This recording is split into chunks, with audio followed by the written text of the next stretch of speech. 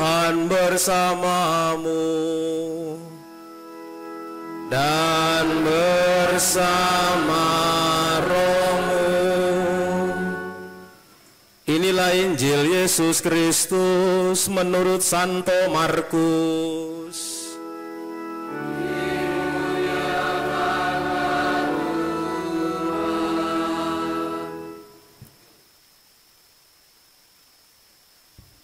Sekali peristiwa, Yesus meninggalkan lagi daerah Tirus dan melalui Sidon pergi ke Danau Galilea, melintasi daerah Dekapolis.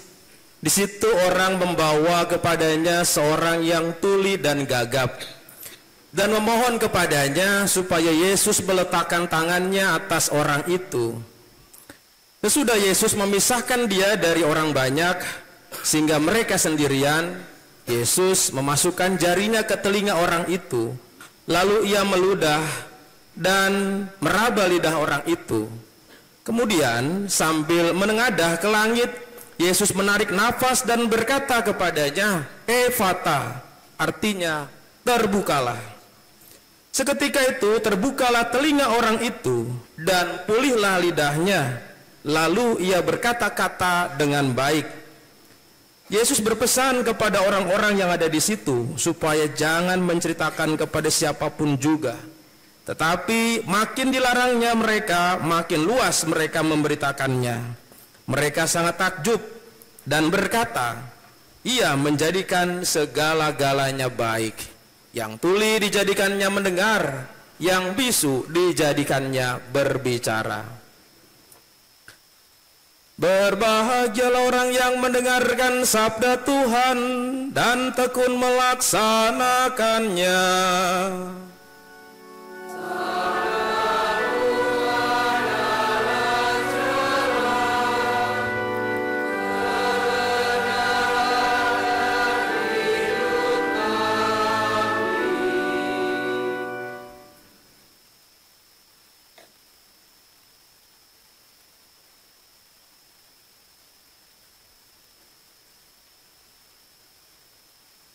Bapak, Ibu, saudara-saudari sekalian, selamat pagi. Siapa yang di sini ikut misa Paus Fransiskus baik di rumah atau di stadion? Bisa angkat tangannya? Semuanya ikut misa? Dengan kehadiran Bapak Paus, apakah saudara-saudari merasa gembira? Sukacita?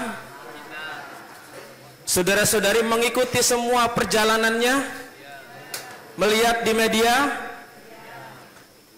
Saya mau tanya, Bapak Paus pada waktu menuju Papua Nugini makannya apa di pesawat? Tuh, nasi goreng. Wah, betul, nasi goreng ya. Saya mau tanya saudara-saudari, Bapak Paus homilinya apa pada waktu di GBK? Bingung ya. Lupa. Dia berulang-ulang kali menekankan semua berasal dari mendengarkan. Nah, hari ini saudara-saudari adalah suatu hal yang tepat ketika kisah yang kita dengarkan hari ini, yaitu Yesus menyembuhkan orang yang tuli dan bisu. Paus Fransiskus mengatakan semua berasal dari pendengaran. Dan itu benar. Ketika Yesus menyembuhkan orang yang tuli dan bisu, orang disembuhkan kupingnya dulu dibuka, baru ia bisa berkata-kata baik. Dua hal yang sangat penting yang kita perlu perhatikan di sini. Yang pertama mendengarkan, yang kedua berkata-kata baik. Bapak, Ibu, saudara-saudari yang dikasihi Tuhan, sekali lagi dengan mendengarkan, Paus Fransiskus dalam waktu lain dia pernah berkata mengutip Santo Agustinus, "Jangan taruh hatimu di telinga, tetapi taruhlah telingamu di hati." Tahu maksudnya, artinya apa? Biasanya kalau orang itu gampang reaktif seperti Sprite atau soda dikocok-kocok langsung buff ya. Itu karena selalu menaruh hati di telinganya, sensitif, apa-apa dengar sesuatu lalu reaktif. mudah marah, mudah emosi, mudah ngambek dan sebagainya. Karena selalu menaruh hati di telinga, sensitif sekali. Tetapi yang benar adalah taruhlah telinga kita di hati. Artinya mendalam sekali. Kita diajak untuk mendengarkan dengan rendah hati, dan bahkan kita juga diajak untuk mampu memiliki hati yang terbuka, dan bahkan juga mampu untuk bisa membuka apa yang berbeda dari kita. Bapak Ibu saudara-saudari yang dikasih Tuhan, kami para pastor itu sebelum lulus menjadi ditabiskan harus belajar mendengarkan yang namanya pengakuan dosa. Kalau ini gagal, maka sulit untuk ditabiskan. Kalau misalnya mendengarkan pengakuan dosa yang setiap tahun rutin itu 4 jam, 5 jam, sebenarnya itu susah sekali. Tetapi memang itulah yang diuji pertama kali untuk menjadi imam, mendengarkan. Yang didengarkan itu bukan pujian, yang didengarkan itu bukan kegembiraan, yang didengarkan adalah dosa-dosa yang berat sampai yang ringan. Dan orang mendengarkan itu sesuatu yang tidak mudah. Sekarang saya mau tanya kepada bapak-bapak. Bapak-bapak ada di sini, bapak-bapak semuanya. Coba bilang hoi bapak-bapak. Sedikit sekali bapak-bapak. Ibu-ibu. Ibu-ibu. Ya. Saya mau tanya, bapak-bapak seringkah mendengarkan keluhannya ibu-ibunya, istri-istrinya? Sering? Istri-istri seringkah mendengarkan keluhan suaminya? Banyak katanya. Bukan sering, banyak gitu ya. Apa yang didengarkan? Apa yang sering didengarkan? Kadang-kadang orang hanya sekedar melihat, mendengar sekilas saja, tidak menaruh hatinya, telinganya di hati. Mendengarkan dengan hati itu jauh lebih susah dibandingkan hanya sekedar mendengar begitu saja. Terkadang orang ketika mendengarkan adalah hal-hal yang enak-enak saja, yang sifatnya pujian, yang sifatnya adalah suatu yang menggembirakan dan ingin kita dengarkan. Tetapi ketika ada suatu yang berat, sesuatu yang sulit di sekitar kita, sesuatu yang terjadi, yang tersingkir, yang menderita di sekitar kita, kita sulit untuk mendengarkan. Itulah yang terjadi ketika kasus yang disebut dengan membuka telinga orang tuli itu adalah kasus untuk membongkar yang namanya jeruji penjara yang menutup telinga orang tuli itu. Menyembuhkan orang yang tuli yang di sini dikatakan adalah ditutup kupingnya. Dan Yesus membukanya dengan kata efata. Itu menunjukkan bahwa ini bukan maknanya hanya sekedar menyembuhkan penyakit. Ini adalah mengubah yang namanya telinga yang ditaruh di hati ini untuk hanya sekedar mendengarkan yang senang-senang saja, yang gembira-gembira saja. Saya mau tanya lagi kepada bapak-bapak, apakah sering mendengarkan istrinya mengeluh? Sering, kayaknya ya sering ya, tapi terpaksa sekali kayaknya. Jadi kalau misalnya nih bapak-bapak ya, ibu-ibu semua mengeluh, biasanya kalau yang dikeluhkan itu apa sih? Misalnya capek ya, di rumah sudah kerja seharian, nyuci piring segala macam, beberes ya, lalu pusing anak-anaknya bandel semua ya. Lalu kemudian pusing lagi, stres lagi, harga-harga naik, sembako naik, cicilan bunganya naik lagi, uang belanjanya segitu-gitu aja gitu ya. Mengeluh pulang gitu ya. Nah, apa yang dilakukan bapak-bapak? Mendengarkan atau cabut ngopi atau mancing? Ayo, biasanya apa nih? Hah? Ibu-ibu apa yang dilakukan oleh suaminya? Mancing. Oh enggak. Tips saya bapak-bapak, kalau bapak-bapak mendengarkan dengan hati, gandenglah tangannya, bawalah ke mall.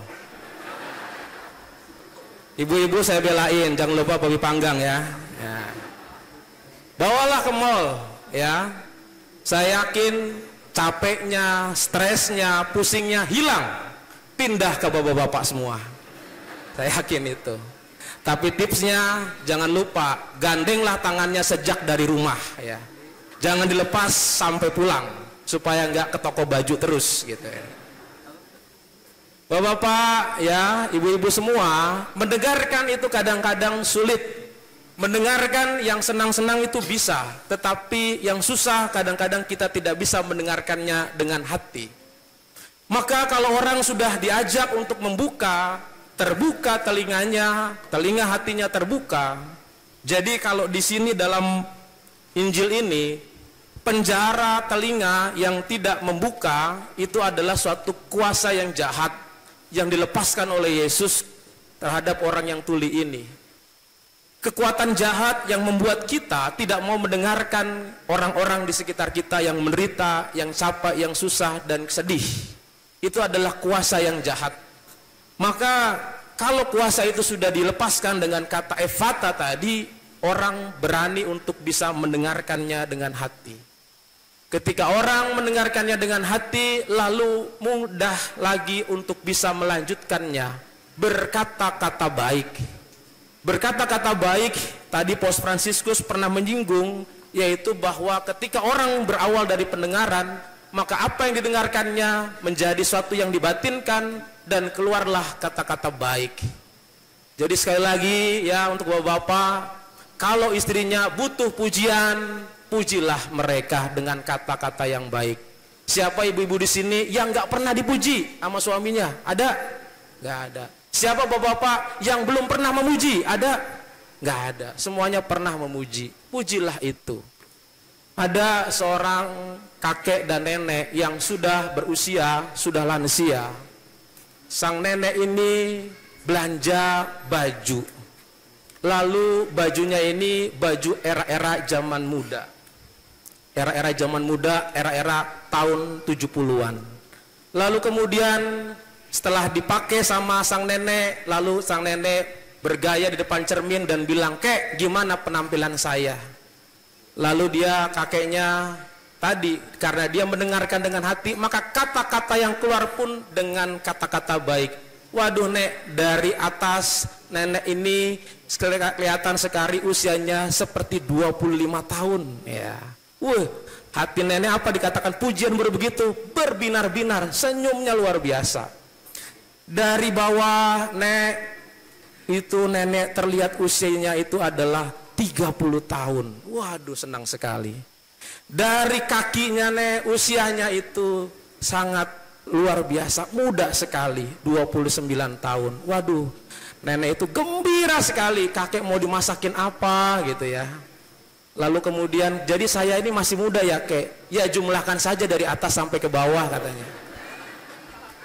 Tua dong dari atas sampai ke bawah, 25, 25, 29 ya. Bapak saudara-saudari, kata-kata itu tulus keluar dari hati. Kata-kata pujian, ketika hati yang sudah mendengarkan dibuka, maka kata-kata baik. Ingat yang orang tuli tadi, setelah dia dibuka telinganya, maka ia berkata-kata baik. Orang yang berkata-kata baik, udah pasti dia mendengarkan dengan hati. Orang yang mudah mendengarkan dengan hati.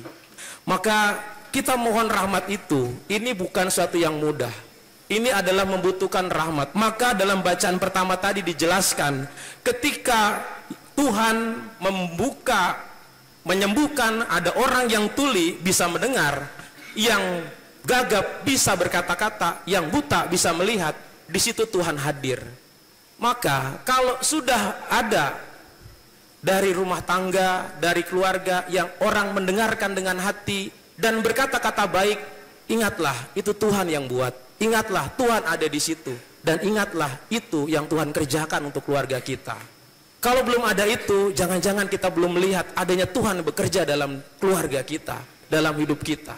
Tetapi kita percaya bahwa Tuhan pasti akan bekerja, mengubah hati yang mendengarkan dan bertutur dengan baik. Berikutnya, bertutur dengan baik, berkata-kata baik, memberikan berkat itu tidak mudah.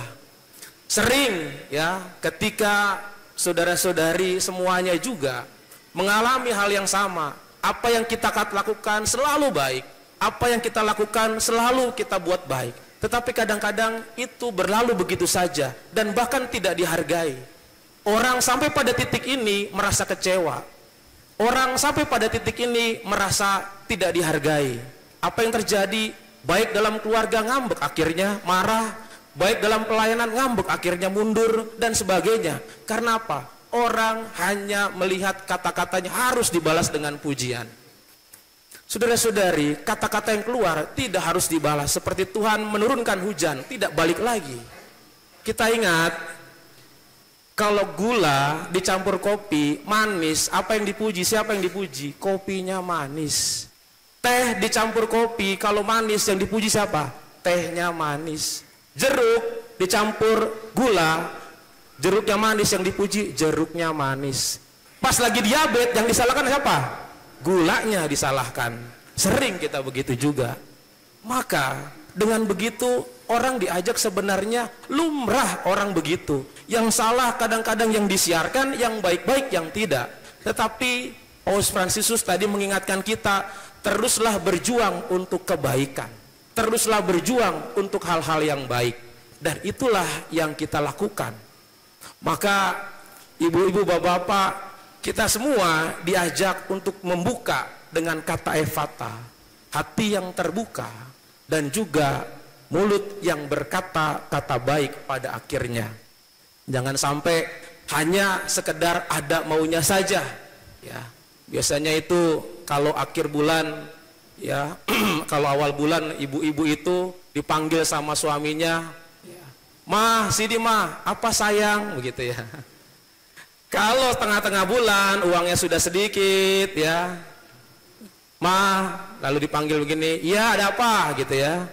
Kalau akhir bulan nggak pernah dikasih tambahan lagi, "Mah, gini, nggak ngeliat gue lagi nyetrika," gitu ya. Selalu begitu.